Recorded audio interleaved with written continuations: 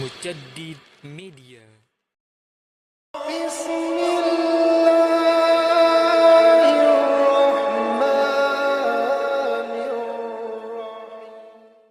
Iyyaka na'bud wa iyyaka nasta'in. Ayat ini adalah inti daripada Al-Quran. Bahkan ayat ini inti dari seluruh kitab-kitab langit yang diturunkan. Ketika Allah Subhanahu wa ta'ala menurunkan kitab-kitabnya yang berjumlah 104 kitab, yang 100 disebut dengan suhuf dan yang 4 disebut dengan Taurat, Zabur, Injil dan Al-Quran. Yang 100 suhuf digabungkan dalam sebuah kitab yang disebut dengan Taurat. Kemudian yang 100 suhuf dan Taurat digabungkan dalam kitab Injil. Dan yang 100 kitab Injil bahkan Zabur dan Taurat disatukan oleh Allah Subhanahu wa ta'ala di dalam kitab yang kita kenal dengan Al-Quran. Kemudian Al-Quran digabungkan dalam satu surat yang disebut dengan suratul Fatihah. Dan surah Al-Fatihah itu digabungkan dalam satu inti, Iyyaka na'bud wa iyyaka nasta'in. Jadi ayat ini ayat yang agung, karena terkandung seluruh kitab-kitab langit, mulai daripada suhuf, kemudian Taurat, kemudian Zabur, kemudian Injil, kemudian Al-Quran, tergabung dalam ayat Iyyaka na'bud wa iyyaka nasta'in. Ayat yang sangat mulia. Allah Subhanahu wa ta'ala letakkan kalimat Iyyaka na'bud wa iyyaka nasta'in di pertengahan surah Al-Fatihah. Sebelumnya 3 ayat dan setelahnya juga 3 ayat. Alhamdulillahi Rabbil Alamin, Ar-Rahmanir Rahim, Maliki Yaumiddin. 3 ayat. Kemudian Iyyaka na'bud wa iyyaka nasta'in. Ihdinas siratal mustaqim, siratal ladzina an'amta 'alaihim ghairil maghdubi 'alaihim waladdallin. Makanya Al-Fatihah itu disebut sab'ul mathani, 7 ayat. Pertengahannya Iyyaka na'bud wa iyyaka nasta'in. Inilah yang dimaksud dalam hadis Abu Hurairah radhiyallahu an dari Nabi sallallahu alaihi wasallam, qasamtu as-shalah ala qismain.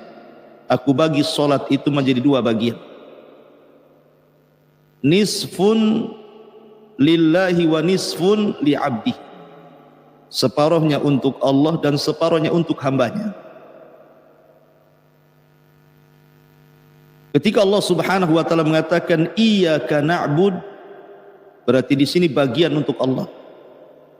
Ketika Allah katakan Iyyaka nasta'in, inilah bagian untuk hambanya. Jadi Iyyaka na'bud separuh untuk Allah, wa iyyaka nasta'in separuhnya untuk hambanya. Ma'asyiral muslimin yang dimuliakan Allah Subhanahu wa ta'ala,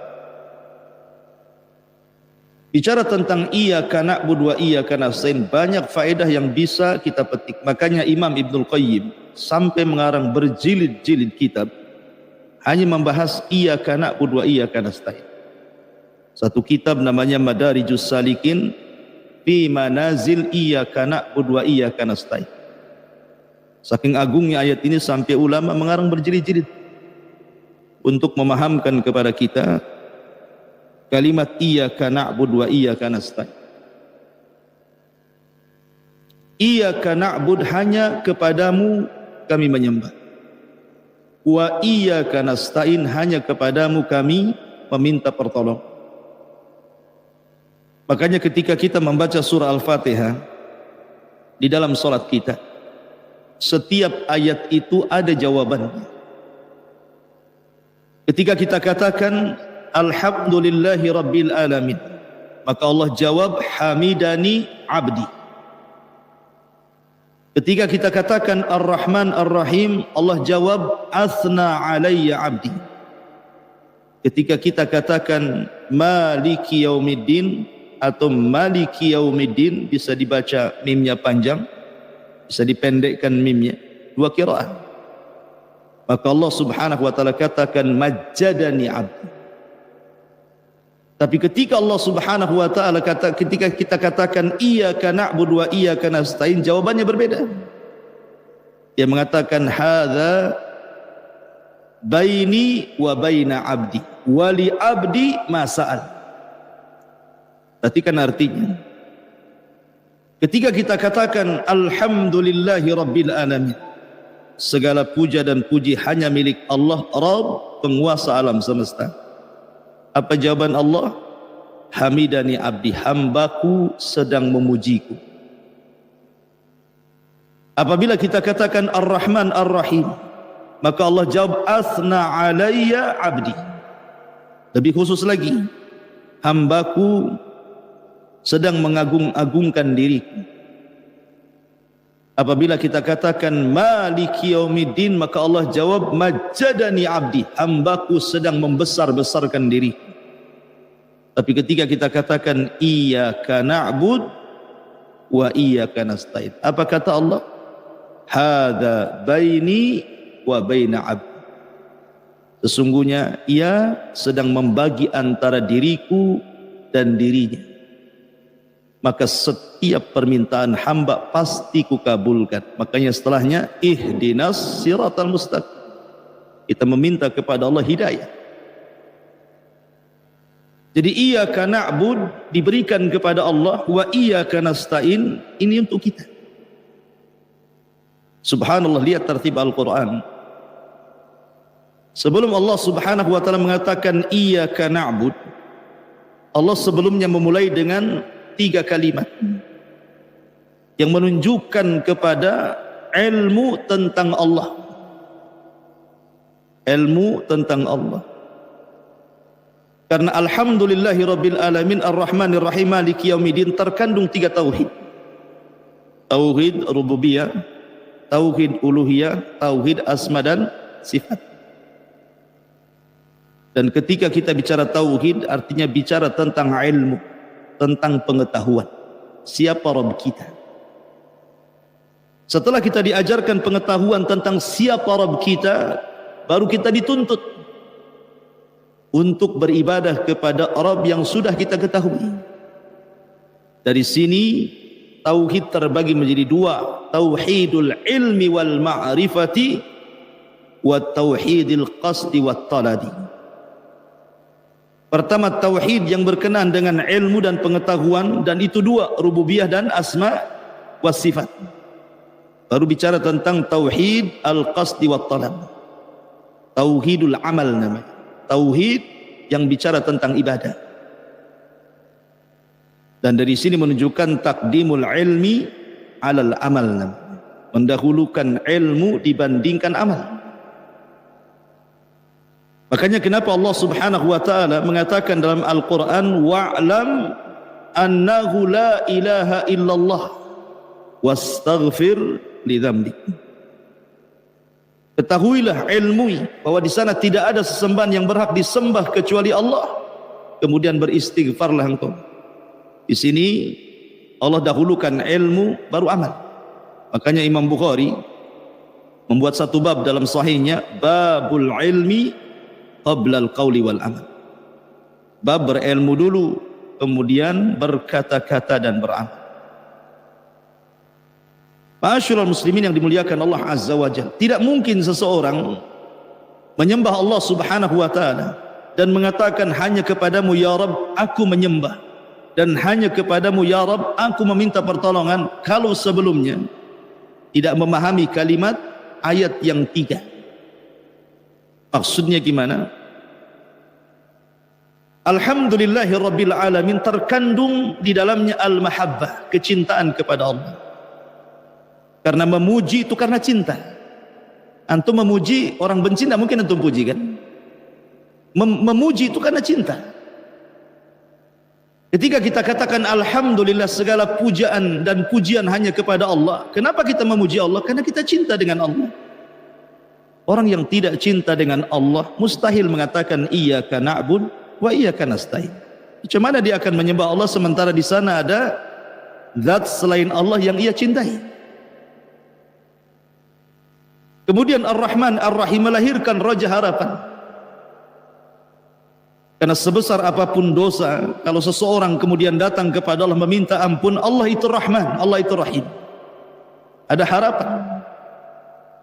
Kalau seandainya seseorang mengharap kepada selain Allah Subhanahu wa taala, mungkinkah dia mengatakan iyyaka na'bud, hanya kepadamu kami menyembah? Mustahil.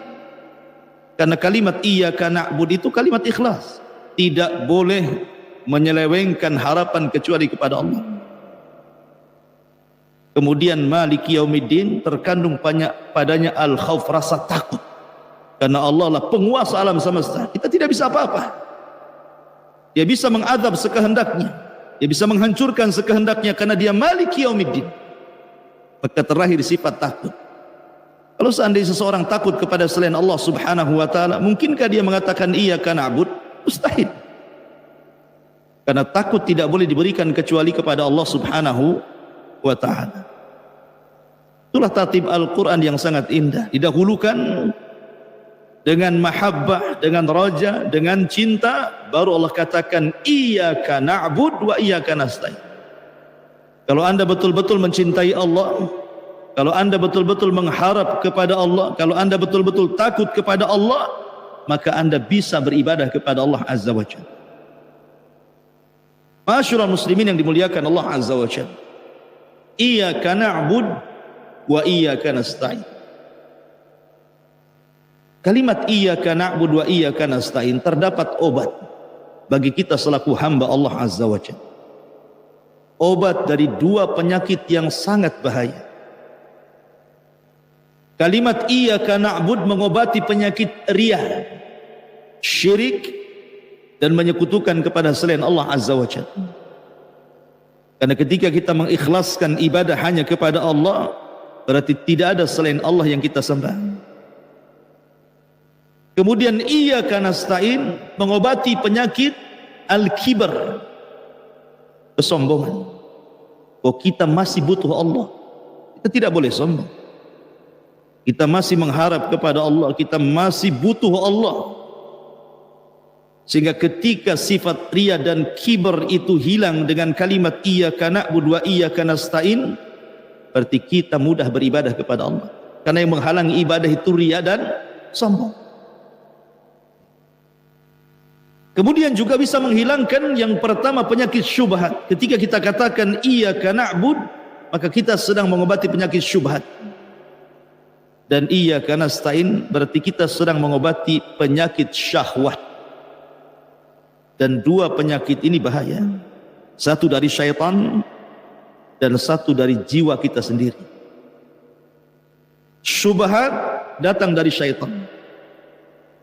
Dan cara melawan syaitan hanya dengan ibadah. Kalau anda membaca Quran, setan lari. Kalau anda berzikir, setan lari. Kalau anda salat, setan benci. Hanya dengan ibadah kita bisa mengusir syaitan. Kemudian syahwat yang datang dari jiwa. Syahwat tidak ada kaitan dengan syaitan. Dan Allah yang mengatakan wa innan nafsala ammaratun bisu. Sesungguhnya jiwa itu selalu merintahkan keburukan. Seandainya seseorang tidak digoda syaitan pun, orang bisa sesat dengan hawa nafsunya. Inilah yang melahirkan penyakit syahwat.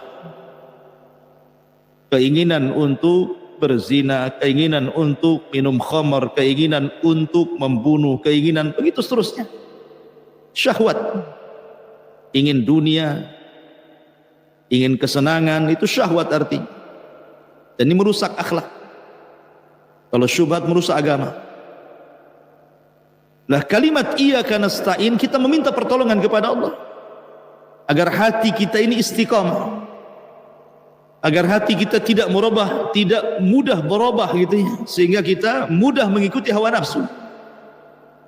Dan hanya dengan pertolongan Allah lah hati kita akan istiqamah. Ya muqallibal qulub, tsabbit qalbi ala ta'ati. Zat yang membolak-balikan hati, tetapkan hatiku di atas ketaatan kepada.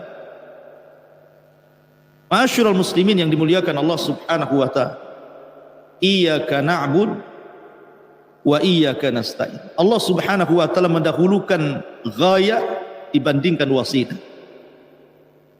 Ghayah itu tujuan, wasilah itu perantara. Iyyaka na'bud ini ghayah namanya. Tujuan diciptakan kita untuk apa? Ibadah. Wa ma khalaqtul jinna wal insa illa liya'budun. Ini tujuan kita diciptakan. Bahkan bukan tujuan kita saja diciptakan, semua alam semesta, mulai dari langit, bumi, alam semesta, galaksi-galaksinya, termasuk malaikat, jin dan manusia, termasuk juga binatang-binatangnya. Semua tujuannya hanya untuk beribadah kepada Allah Azza wa Jalla. Wa im min kulli syai'in illa yusabbihuna bihamdihi walakin la tafqahuna tasbihah. Sungguhnya segala sesuatu yang diciptakan Allah Azza wa Jalla semua bertasbih, beribadah kepada Allah dengan memuji Allah Subhanahu wa ta'ala. Wa iyyaka nasta'in baru cerita tentang wasilah, perantara. Karena tidak mungkin Anda datang kemari kecuali karena pertolongan Allah. Bisa Anda datang ke Masjidul Ilmi kalau tidak ada pertolongan Allah? Tidak bisa. Betapa banyak orang yang sehat, punya waktu luang, tidak bisa datang kemari, hanya untuk mengaji. Padahal dia punya kesehatan, dia punya waktu luang, kenapa tidak datang? Itulah yang diisyaratkan di dalam hadis Nabi SAW, ni'matani maghbunun katsirun minan nas, as-sihhatu wal faragh. Dua nikmat yang selalu dilupakan manusia, satu kesehatan dan waktu luang. Sehat, waktu luang, kenapa tidak beribadah? Ada orang sehat tapi tidak ada waktu, ada orang punya waktu tapi tidak sehat. Tapi ada yang diberikan dua-duanya tidak juga beribadah.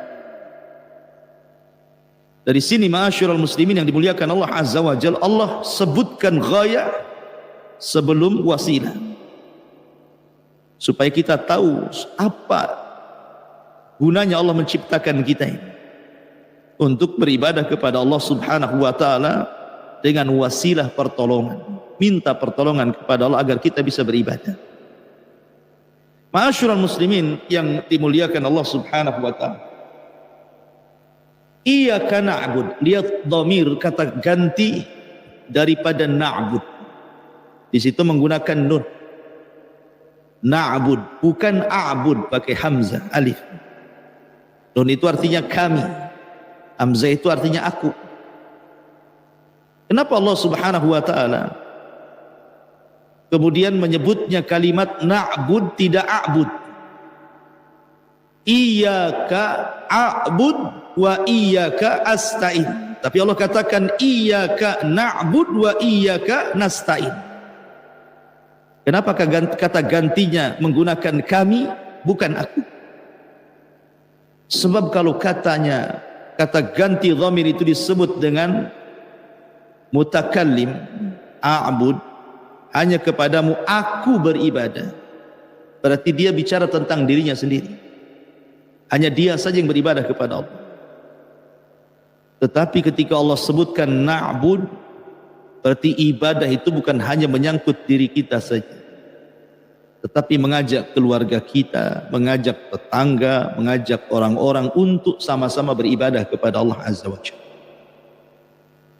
Karena kalimat na'bud ini terkandung pertama seluruh anggota badan kita, mata kita, telinga kita, hidung kita, mulut kita, tangan kita, kaki kita, seluruh badan kita, semua kita serahkan kepada Allah.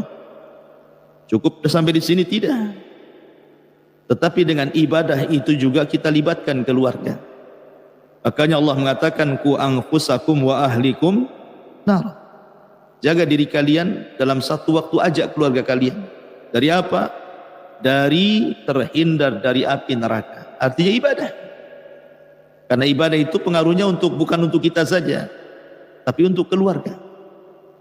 Makanya Allah Subhanahu wa ta'ala khususkan perintah salat dengan mengatakan wasta'inu bis sabri was salah. Mintalah kepada Allah pertolongan dengan sabar dan dengan salat. Dan Allah katakan wa'mur ahlaka bis salati wastabir 'alaiha. Perintahkan keluargamu untuk solat dan sabar. Karena pengaruh solat itu juga pengaruh kebaikan keluarga. Ibrahim alaihi salatu wassalam ketika ditangkap istrinya oleh Fir'aun, salah satu Fir'aun di zamannya, kemudian istrinya hendak dilecehkan, hendak dijamah oleh si Fir'aun Mesirin. Tapi kemudian Ibrahim salat. Dia berdoa kepada Allah untuk ditolong istrinya. Maka setiap raja Fir'aun ini hendak menjamah istrinya tidak bisa. Sampai akhirnya ketakutan dan marah sama para penggawa prajuritnya dan mengatakan, kusuruh kalian mendatangkan manusia, kalian pula mendatangkan setan kemari. Takutan sama istrinya Ibrahim. Akhirnya disuruh pergi dikasih budak Sarah. Allah selamatkan Sarah berkat salatnya Ibrahim. Artinya salat itu membawa pengaruh. Ketika keluarga itu ada yang salat, masih ada keselamatan dalam rumah itu, masih ada ketenangan. Tapi kalau orang tidak salat dalam rumah itu, tidak akan selamat rumah itu. Jadi salat itu adalah ibadah yang mempengaruhi yang lain. Makanya lafadznya bukan iyyaka a'bud, tetapi iyyaka na'bud. Maksudnya mencakup orang lain juga. Makanya menggunakan dhamir kami. Kami itu orang ramai. Wa iyyaka nasta'in. Ma'asyiral muslimin yang dimuliakan Allah Subhanahu wa taala. Kemudian bicara tentang iyyaka na'budu wa iyyaka nasta'in juga. Di sini kita bicara tentang ibadah.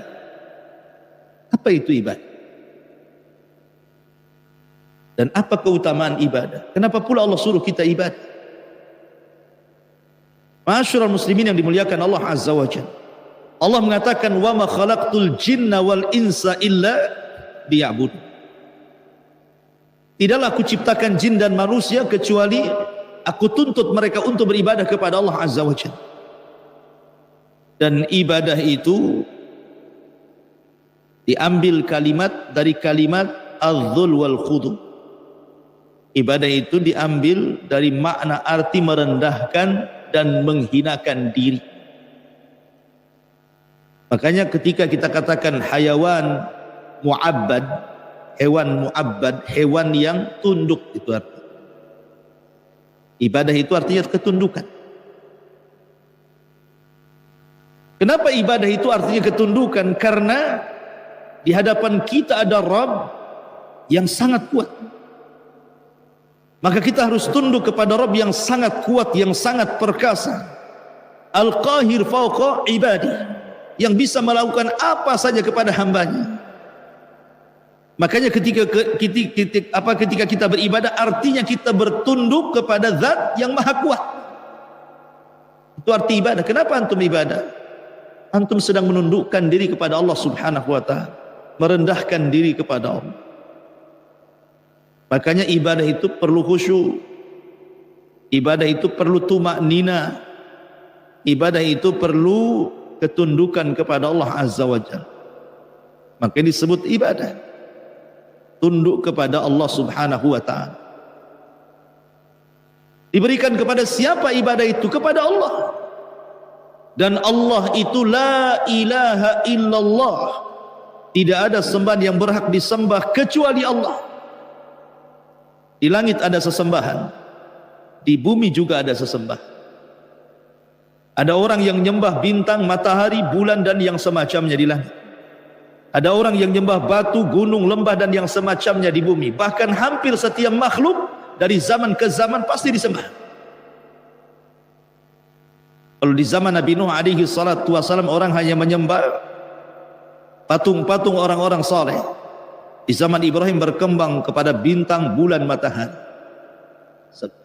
Akhirnya di zaman sekarang berkembang lagi sampai kepada ular sendok pun disembah. Zaman sekarang semacam kan, gajah disembah, semua disembah.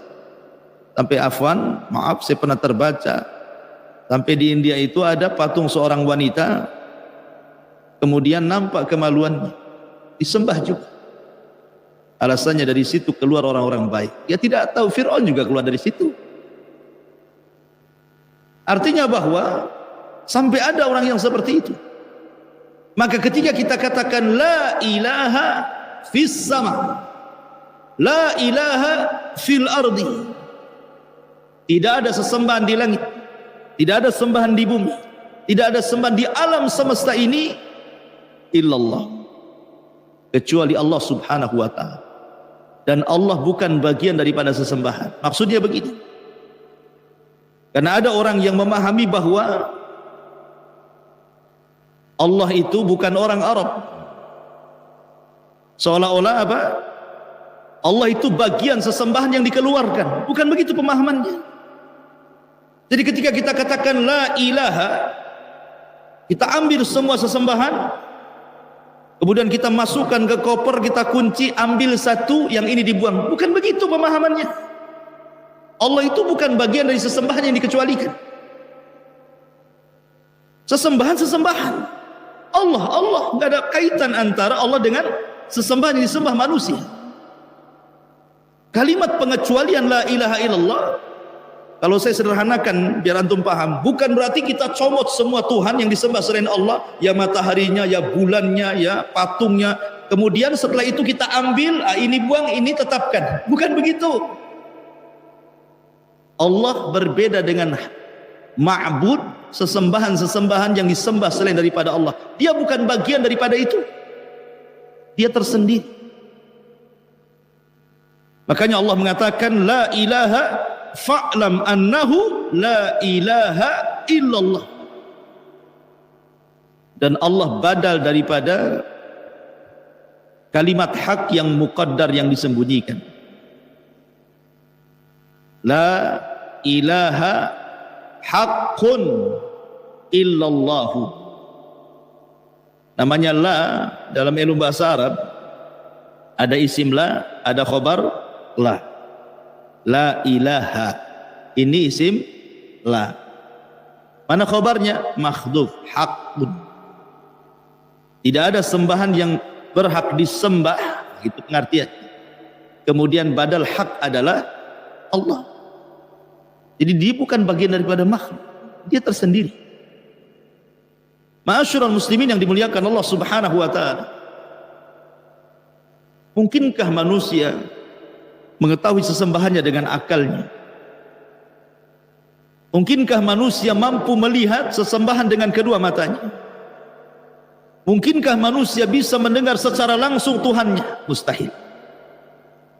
Tetapi walaupun demikian, Allah subhanahu wa ta'ala mengetahui hamba-hambanya. Lalu kenapa Allah subhanahu wa ta'ala menutup diri dari hambanya? Allah menutup diri dari hambanya sehingga hamba tidak bisa mendengar langsung, tidak bisa melihat langsung, tidak bisa membayangkan secara langsung, karena rahmat, kasih sayang Allah subhanahu wa ta'ala kepada kita. Sebab kalau seandainya Allah subhanahu wa ta'ala buka tabirnya, di mana hijabuhun nur, dalam riwayat hijabuhun nar, di mana Allah subhanahu wa ta'ala punya hijab yang hijabnya cahaya, dalam riwayat hijabnya itu api. Kalau seandainya hijab itu tersingkap, la akhraqat ma bainas samawati wal ardh, akan terbakar langit dan bumi. Ketika Allah hijabi dirinya dengan cahaya, ini bentuk rahmat. Coba bayangkan kalau hijab itu terbuka, habis kita. Jadi kasih sayang Allah yang membuat dia terhalang antara kita dengan Allah subhanahu wa ta'ala. Musa alaihi salatu wassalam pernah meminta agar Allah diperlihatkan. Tapi apa jawaban Allah? Lan tarani, tidak bisa melihat. Kemudian Allah mengatakan walakin dur ilal jabal, lihat gunung Saina yang penuh dengan batu yang kokoh itu. Kalau aku akan tampakkan diriku pada gunung itu, fa in istaqarra makanah, kalau gunung itu tetap tidak hancur, fasaufa tarani, kau bisa melihat. Apa yang terjadi? Falamma tajalla rabbuha lil jabali ja'alahu dakka wa sara Musa sa'iqa. Ketika Allah menampakkan dirinya ke gunung itu, hancur lebur gunung itu. Musa pun pingsan. Kemudian Musa bangun dan mengatakan, tubtu ilaika ya Rabb, aku tobat kepadamu. Aku enggak akan minta lagi agar engkau memperlihatkan dirimu kepada aku. Kalau gunung penuh dengan batu saja bisa hancur, kita ini tulang daging, apalah kita ini. Artinya ketika Allah terhalangi antara dia dengan kita, itu rahmat dari Allah. Bani Israel ketika minta kepada Nabi Musa, lan nu'mina laka hatta narallaha jahra fa akhadhatkumus sa'iqatu wa antum tanzur. Ya Musa, kami tidak akan beriman dengan kenabianmu sampai kami melihat Allah, katanya. Datang halilintar menyambar mereka, mati semua. Jadi terhalangnya Allah subhanahu wa ta'ala sehingga kita tidak bisa mendengar langsung, melihat langsung, membayangkan langsung. Itu semua rahmat dari Allah subhanahu wa ta'ala, kasih sayang Allah kepada kita. Makanya Aisyah radhiyallahu anha mengatakan, siapa yang mengatakan anna nabiyya sallallahu alaihi wasallam ra'a rabbahu, siapa yang mengatakan Rasul Muhammad SAW melihat Rabbnya pada peristiwa Isra dan Mi'raj, maka dia telah melakukan ucapan dusta. Tidak, Rasul tidak pernah melihat Allah. Ketika Rasul SAW dari riwayat Ibnu Abbas radhiyallahu anhu ditanya, apakah engkau melihat Rabbmu ya Rasul dalam peristiwa Mi'raj? Maka Rasul mengatakan, nurun inni ara. Dalam riwayat, nurun anna ara. Cahaya yang kulihat. Hanya hijabnya yang dilihat. Karena Allah subhanahu wa ta'ala mustahil terlihat di bumi. Mustahil. Makanya pemahaman melihat Allah subhanahu wa ta'ala terbagi menjadi tiga. Ada orang-orang yang gulu ekstrim, bisa melihat Allah di bumi. Dan ini para pendusta. Seperti yang terjadi di Batam dulu. Bayar 500.000, masuk ke dalam kamar, tengok jolang isi air, komat kamit, nanti tengok Allah di situ. Gulu, mana bisa Allah dilihat di jolang? Pendusta. Musa saja tidak bisa, apalagi Anda. Rasul saja tidak bisa melihat Allah, kok pula ngaku-ngaku bisa melihat Allah? Ada orang yang menafikan Allah tidak mungkin dilihat di dunia akhirat, Mu'tazilah. Akal yang bicara, mustahil. Gitu. Tapi ahli sunnah wal jamaah mengatakan, ya di dunia Allah tidak bisa dilihat, tapi di akhirat Allah akan menampakkan dirinya, dan itu nikmat terbesar yang Allah anugerahkan kepada penduduk sorga, ru'yatullah, mereka mampu melihat Allah. Ketika Allah subhanahu wa ta'ala mengatakan, saluni ma syi'tum fahada yaumun mazid, mintalah segala sesuatu wahai penduduk sorga, ini hari tambahan nikmat untuk kalian. Penduduk sorga mengatakan, ya Rabb, alam tubayyid wujuhana wa tubaiduna anin nar wa tudkhilanal jannah. Ya Rabb, bukankah kau sudah memutihkan wajah kami, sudah mengeluarkan kami dari neraka dan masukkan ke dalam surga? Cukup ya Rabb, tak perlu lagi. Tapi Allah mengatakan, Allah karim, saluni masyid, minta sesuatu kepadaku. Maka mereka bergerak kepada Adam alaihi salatu wassalam, ya Adam, apa yang harus kita minta kepada Allah?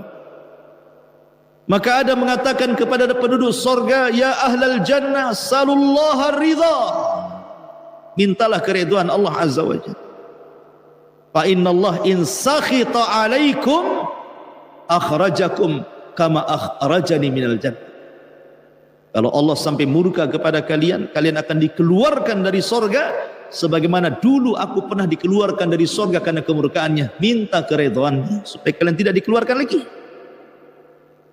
Kemudian mereka mengatakan, ya Rabb, nas'alu ridhaka, kami meminta keridhaan, dan Allah kabulkan. Kemudian Allah karim, tetap meminta, saluni ma syi'tum, minta lagi. Mereka mengatakan, ya Rabb, apa yang harus kita minta? Semua sudah dicukupi di sorga, apa yang harus kita minta lagi? Akhirnya mereka minta kepada Nabi Musa, ya Musa, apa lagi yang harus kami minta? Maka Musa mengatakan, salullah, mintalah kepada Allah agar kalian bisa melihat wajah. Karena aku pernah meminta di dunia, dia pun mengatakan lantarani, tidak bisa melihat. Maka penduduk surga meminta kepada Allah agar diperlihatkan wajahnya. Ketika Allah subhanahu wa ta'ala menyingkap tabir cahaya dan tabir apinya itu, semua penduduk surga melihat Allah. Mereka pun mengatakan, demi Allah, tidak ada nikmat yang lebih besar dibandingkan melihat Allah subhanahu wa ta'ala. Itulah tambahan nikmat yang melebihi nikmat semua penduduk surga. Ru'yatullah. Tapi di dunia tidak mungkin Allah terlihat. Sekali lagi, kenapa Allah hijabi dirinya dengan kita?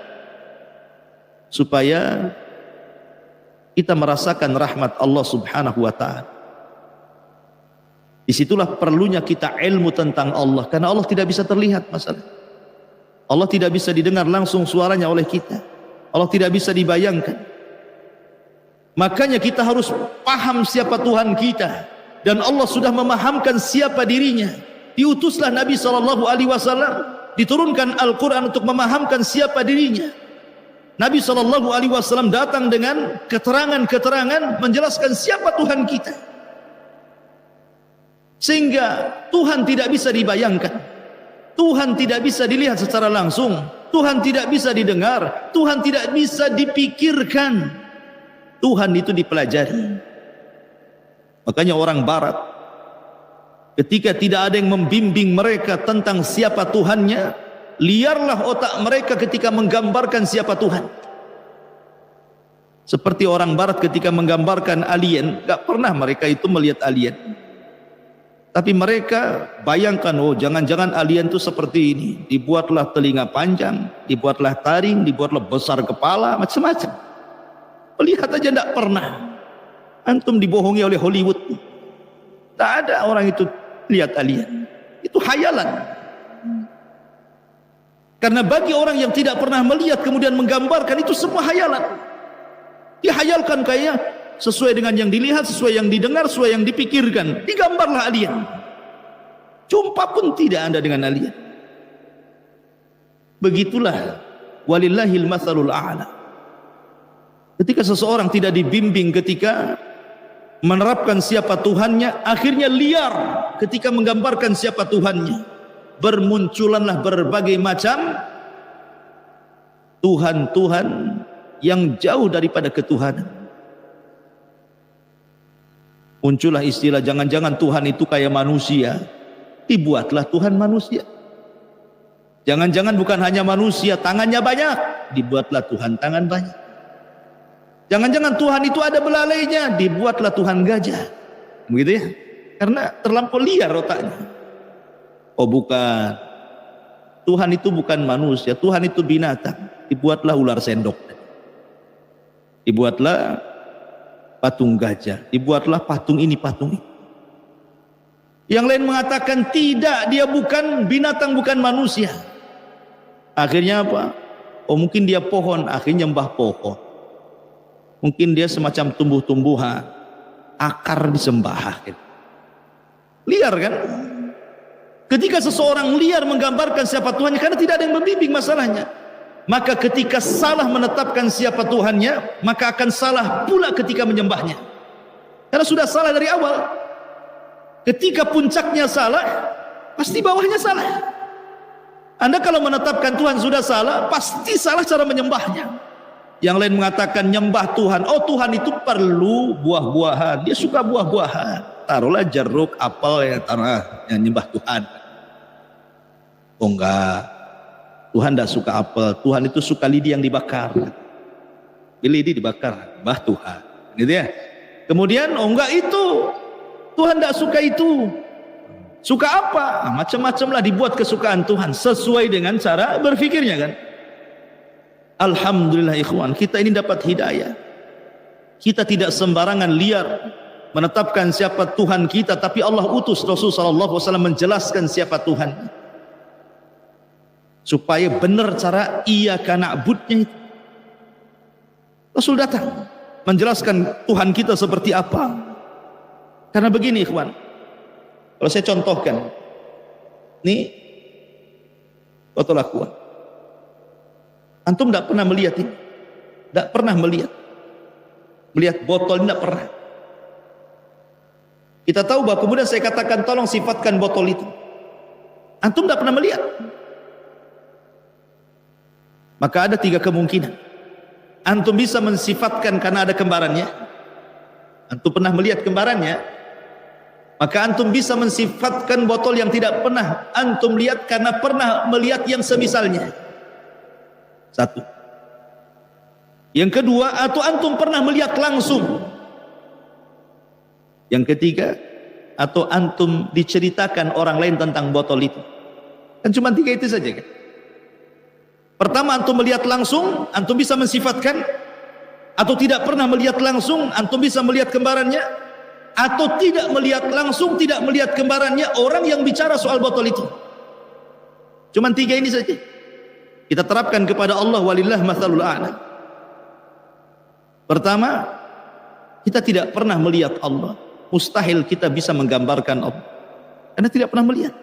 Bagaimana caranya? Yang kedua, Allah tidak punya kembaran. Karena Allah subhanahu wa ta'ala, Qul huwallahu ahad. Allah itu ahad. Tidak ada syirikat bagi Allah. Sehingga kita tidak bisa menggambarkan Allah dengan melihat kembarannya. Karena kembarannya pun tidak punya. Bagaimana caranya menggambarkan Allah? Sehingga yang memungkinkan yang ketiga, ada orang yang bicara tentang Allah, yang dipercaya Allah, dia menyampaikan zatnya kepada kita. Siapa mereka? Para perantara. Siapa perantara? Para nabi, para rasul. Hanya itu yang memungkinkan kita mengenal Allah. Makanya diutuslah rasul kepada kita. Makanya iyyaka na'budu itu punya 2 syarat. Syarat ikhlas dan ittiba. Ikhlas kepada Allah, ittiba supaya kita benar caranya menyembah Allah, karena hanya utusan itulah yang paham siapa Allah dan bagaimana cara menyembah. Maka ikuti para utusan itu supaya kita benar menetapkan Allah dan bagaimana cara menyembahnya. Dan para utusan itu sudah diutus pada tiap-tiap umat ini. Walaqad ba'atsna fi kulli ummatir rasulan an i'budullaha wajtanibut taghut. Dan kami utus pada tiap-tiap umat ini utusan.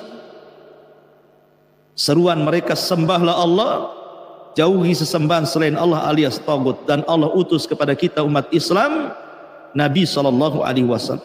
Maka pelajari Allah dari Nabi kita, dan pelajari bagaimana cara menyembah Allah dari Nabi kita. Makanya beriman kepada Rasul adalah pertama, tasdikuhu fima akhbar. Kemudian yang kedua, ta'atuhu fima amar. Kemudian yang ketiga, wajtinabu ma naha anhu wa jazar. Kemudian yang keempat, wa alla yu'badullah illa bima syara. Benarkan apapun yang dihabarkan Nabi, laksanakan apapun yang diperintahkan Nabi, jauhkan apapun yang dilarang Nabi, dan jangan menyembah Allah kecuali dengan syariat Nabi. Karena hanya dia yang paling tahu siapa Tuhan dan bagaimana cara menyembah. Inilah makna iyyaka na'budu. Hanya kepada Allah subhanahu wa ta'ala kita menyembah Allah subhanahu wa ta'ala. Ma'asyiral muslimin yang dimuliakan Allah azza wa jalla. Adapun arkanul ibadah, sudah saya jelaskan tadi bahwa rukun ibadah itu 3. Al-mahabbah, ar-raja, al-khauf. Kecintaan, pengharapan, rasa takut. Kenapa demikian? Ada istilah ulama yang sangat bagus sekali. Ma'asyiral muslimin yang dimuliakan Allah subhanahu wa ta'ala, apa kata para ulama? Man abadallaha bil hubbi wahdah. Barang siapa yang hanya menyembah Allah dengan cinta saja, fahuwa zindik, maka dia zindik. Wa man abadahu birraja'i wahdah wa huwa murji'. Siapa yang menyembah Allah dengan harapan saja, maka sama dengan murji'ah. Wa man abadallah bil khaufi wahdah. Siapa yang menyembah Allah subhanahu wa ta'ala hanya dengan takut saja, wa huwa khariji, maka dia khawarij. Wa man abadallah bil khaufi wal hubbi war raja fa huwa mu'minun muwahhid, maka dia seorang mukmin yang mentauhidkan Allah. Orang khawarij hulu terhadap ayat-ayat Al-Quran yang berkaitan dengan al-wa'id, ancaman. Makanya dia mudah mengkafir-kafirkan orang, karena yang dibaca hanya ayat-ayat ancaman saja. Ketika Allah subhanahu wa ta'ala mengatakan wa man qatala mu'minan muta'ammidan fajaza'uhu jahannam khalidan fiha, siapa yang membunuh seorang mukmin secara sengaja, wa man qatala mu'minan muta'ammidan fajaza'uhu jahannam, Jahannam tempatnya. Khalidan fiha, kekal di dalamnya. Hanya itu yang dibaca. Ayat-ayat waid ancaman saja. Makanya kemudian akhirnya dia ekstrim, mudah mengkafirkan orang. Ketika melanggar sedikit saja kafir, neraka, kafir, neraka, kafir, neraka. Itulah Khawarij. Makanya manhaj mereka disebut manhaj takfir. Udah mengkafir-kafir karena hulu terhadap ayat-ayat ancaman saja. Kenapa? Karena hanya beribadah dengan takut saja. Ancaman kan melahirkan takut. Berbeda dengan Murji'ah pula, yang dibaca ayat harapan saja, sorga, sorga, sorga, sorga, sorga. Akhirnya apa? Dia tidak takut dengan ancaman. Makanya pemahaman Murji'ah, Anda masih dikatakan beriman walaupun bermaksiat. Kenapa? Ada harapan ampunan, ampunan, ampunan, ampunan. Oh, rahmat Allah luas, tenang, tenang, tenang. Maksiat tidak masalah. Dan pula dia, terbalik dia. Kenapa? Hulu ekstrim terhadap harapan. Jadilah Murji'ah dia. Dan itu. Lain pula dengan Khawarij, lain pula dengan Murji'ah. Ada juga zindik. Orang-orang al-hub, orang-orang yang mencintai Allah hanya dengan cinta saja. Saya tidak pantas masuk surga, tapi saya juga takut masuk neraka. Jadi kamu beribadah apa? Saya cinta, yang penting saya ibadah dengan al-hub, dengan hub, dengan hub saja. Nabi al-hub wal khauf wal raja digabungkan jadi satu. Dan itu isi Al-Quran. Alhamdulillahi rabbil alamin. Al-hub, ar-rahman, ar-rahim, ar-raja, maliki yaumiddin, khauf, iyyaka na'budu wa iyyaka nasta'in. Baru dengan 3 perkara itu kita beribadah kepada Allah Azza wa Jalla.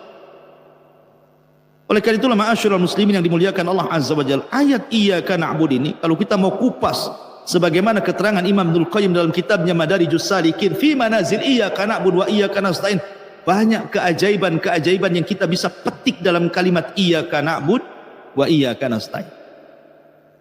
Tapi masalahnya juga kalau kita hanya bicara iyyaka na'budu, ya kapan selesai Al-Fatihah ya? Kali pertemuan 1 ayat saja. Ya, kita jelaskan secara global. Kalau secara rinci membahas iyyaka na'budu dan mengambil kitab Ibnul Qayyim saja enggak selesai-selesai berbulan-bulan. Berjilid-jilid masalahnya kitab. Hanya menjelaskan iyyaka na'budu wa iyyaka nasta'in. Wallahu a'lam. Syuruk. Subhanaka bihamdika asyhadu an la ilaha illa anta astaghfiruka wa atubu ilaik. Allahu taala alam. Assalamualaikum warahmatullahi wabarakatuh.